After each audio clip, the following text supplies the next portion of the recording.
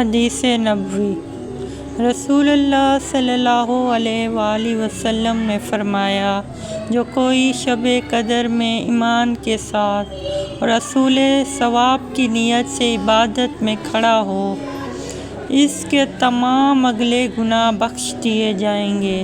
اور جس نے رمضان کے روزے ایمان کے ساتھ اور ثواب کی نیت سے رکھے، اس کے اگلے تمام گناہ معاف کر دیے جائیں گے۔ رسول اکرم صلی اللہ علیہ وآلہ وسلم نے فرمایا، اگر کوئی شخص جھوٹ بولنا اور دغا بازی کرنا روزہ رکھ کے بھی نہ چھوڑے تو اللہ تعالیٰ کو اس کی کوئی ضرورت نہیں کہ وہ اپنا کھانا پینا چھوڑ دے۔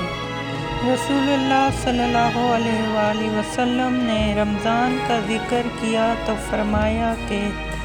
جب تک چاند نہ دیکھو تو روزہ شروع نہ کرو،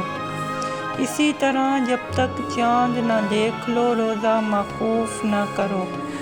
اور اگر ابر چھا جائے تو 30 دن پورا کر لو۔